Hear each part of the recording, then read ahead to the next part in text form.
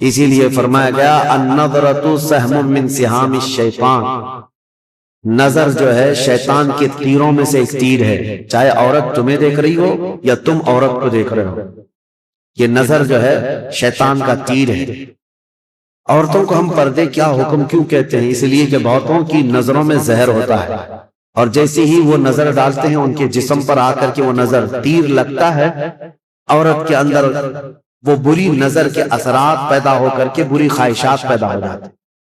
اسی لیے عورتوں کو کہا گیا کہ وہ اپنی حفاظت کریں، پردے میں رہیں۔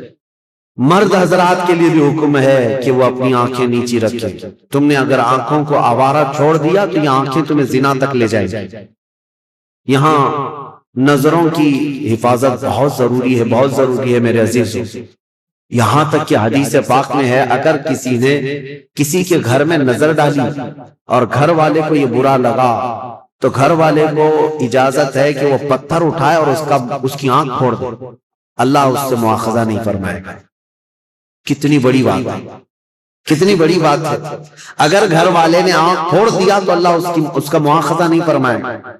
کیوں؟ گھروں کی عزت کے لیے اللہ تعالیٰ نے اتنے سخت طریقے سے قوانین بنائے۔ اسلام جو ہے سوسائٹی چاہتا ہے، یہ نہیں ہے کہ یہ یورپ امریکہ کی طرح عیاشی، کوئی کسی کے ساتھ کوئی کسی کے ساتھ، کون کس کا بچہ ہے کون کس کا باپ ہے پتہ ہی نہیں۔ اسلام میں نسب اور نسل کا بہت زیادہ اہتمام ہے، بہت زیادہ اہتمام ہے۔ جن 5 چیزوں کی حفاظت فرض ہے ہر مسلمان پر، اس میں نسب کی حفاظت بھی فرض ہے۔ سب سے پہلی چیز جو مسلمان پر فرض ہے وہ جان کی حفاظت ہے، اور ان 5 چیزوں کو پھر کبھی میں عرض کروں گا، 5 چیزوں کی حفاظت ہر مسلمان پر فرض ہے۔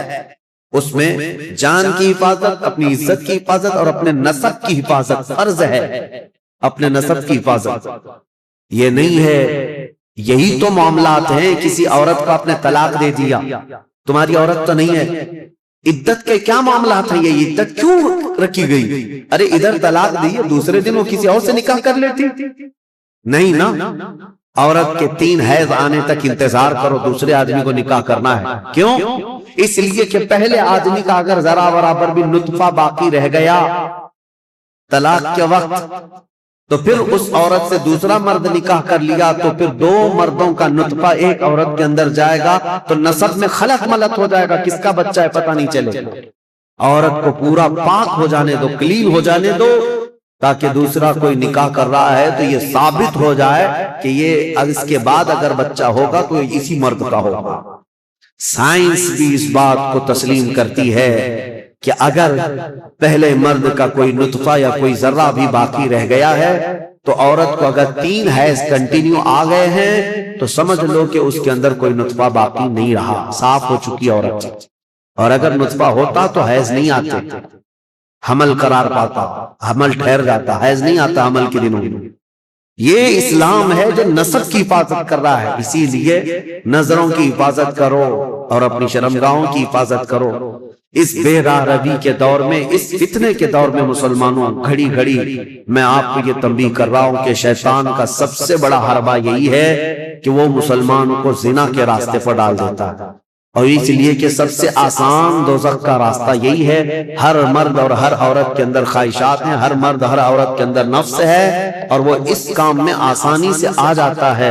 میں سمجھتا ہوں پوری دنیا میں الحمدللہ سب سے زیادہ زنا پر کنٹرول اگر کوئی کرتا ہے تو میرے مصطفیٰ کا غلام ہی ہو سکتا ہے مسلمانوں کے اندر، الحمدللہ۔ ہاں، جو بے راہ رو ہو چکے ہیں، جو بھٹک چکے ہیں راستہ، اور جن کو اپنے نبی پاک سے کوئی واسطہ ہی نہیں، میرا ان سے کوئی کلام بھی نہیں، میرا ان سے کوئی خطاب بھی نہیں، میں سمجھتا ہوں دنیا میں، ارے وہ کرسچین جو میری کی قسم کھاتے ہیں اور پتہ نہیں کرسمس میں کتنی میریوں کی عزت لوٹ لیتے ہیں۔ ہاں، پاکیزہ مریم کی قسم کھاتے ہیں۔ ہاں، وہ جو ہے میری حضرت بی بی مریم کو کہتے ہیں جو سب سے پاکیزہ عورت ہے۔